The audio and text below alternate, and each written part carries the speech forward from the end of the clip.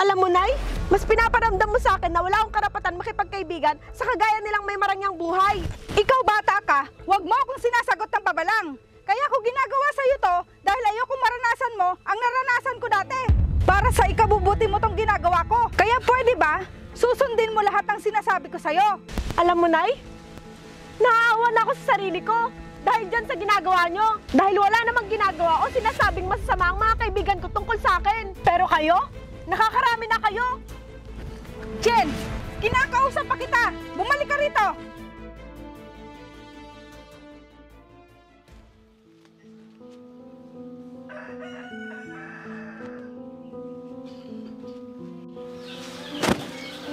Anak, kunin mo nga yung iba kong nilabhan dyan at isasampay ko na. Apo, Nay.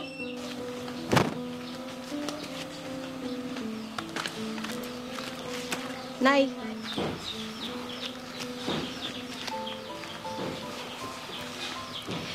Magpapaalam po sana ako. Magpapaalam saan? Bakit? Saan ka na naman pupunta? May okasyon po kasi kanila Sheila. Niimbitahan niya po ako, pati po ng mama niya. Kanila Sheila? Hindi ka ba nahihiya? Ba't naman po ako mahihiya, Nay? Inimbitahan po nila ako. Kahit na! Ano naman susuot mo? Puro mayayaman ang mga bisita doon. Hindi naman po siguro importante kung anong itsura isusuot niyo doon, Nay. Hindi ka ba nag-iisip, Jen, ha? Gusto mong pagtawanan kanila? Pag nakita ka nilang nakapambahay ka lang? Hindi sa ayaw kitang payagan. Ayoko lang na mapahiya ka doon. Kung ganyan po iniisip nyo, di na lang po ako pupunta. Dapat lang. Bakit kasi nakikipagkaibigan ka sa hindi mo kalibel sa buhay? Yan tuloy ang napapala mo. Nagmumukha kang kawawa pag gusto mong sumama sa kanila. Sige po, Nay. Pasok na po ako sa loob. Hindi ko gustong saktan ang damdamin mo, anak. Mas nasasaktan lang kasi ako kapag nakikita kong ang gagara ng mga damit ng mga kasama mo. Tapos ikaw, lumang damit at simple lang ang suot. Patawarin mo ko kung hindi pa kita kayang bigyan ng mga ganong bagay.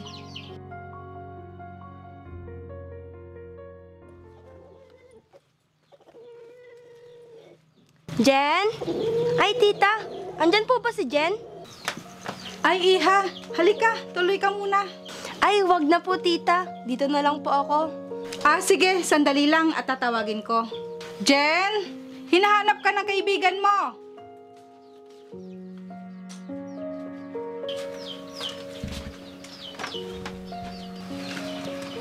Halika. Dito tayo mag-usap.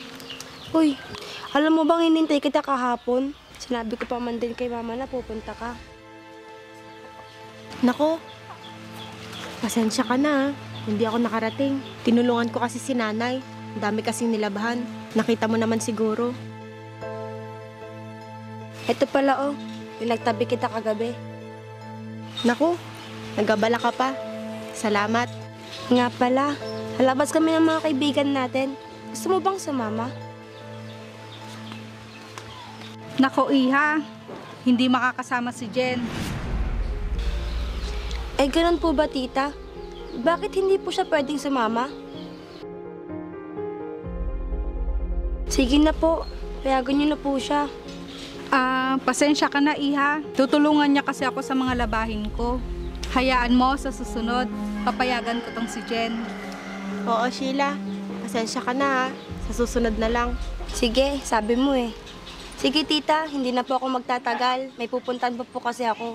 Muna na po ako. Sige, salamat, iha. Mag-ingat ka. Sige po.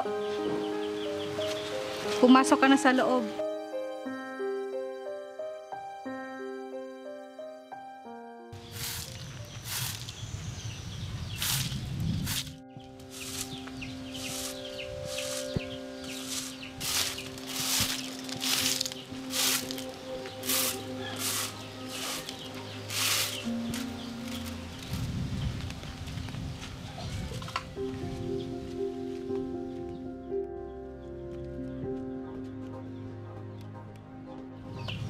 Oh, bakit ganyan ang mukha mo? Galit ka ba dahil hindi kita pinayagan? Paano naman po? Hindi niya na po ako pinayagan kahapon. Tapos, ganun na naman po ngayon. Eh kung gusto mong magmukha kang kawawa at pagtawanan ka nila, Hindi naman po sila siguro ganun, Nay. kung kay Sheila, oo, hindi. Eh kung sa ibang mga kaibigan ninyo, hindi ka nakakasigurado. Ayokong magmukha kang kawawa sa paningin nila. Yun pala ang totoong dahilan, kaya hindi nakakasama sa amin si Jen. Hindi ko naman hahayaang ganun ang mangyayari sa kanya pagkasama namin siya. Kaya nga gusto ko siya palaging kasama para makapaglibang at makapasyal din siya tulad ko. Mabuti siyang tao, kaya gusto ko siyang maging kaibigan.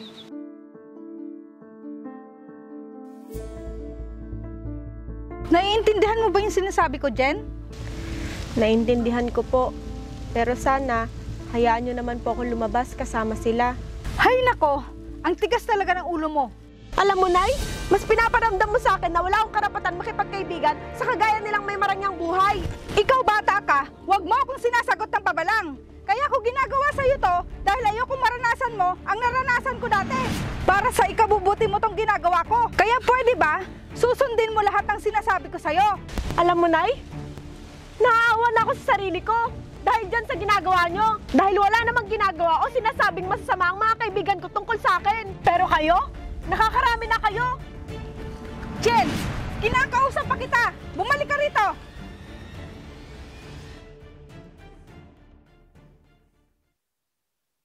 Buti pa si Sheila, maginhawa ang buhay nila. Nakakainggit siya dahil nakakapag-aral siya sa pribadong paaralan. May magaganda at mamahaling mga damit at gamit. Malaki ang bahay nila at may kotse. Ako siguro, imposibleng maranasan ko ang ganong buhay.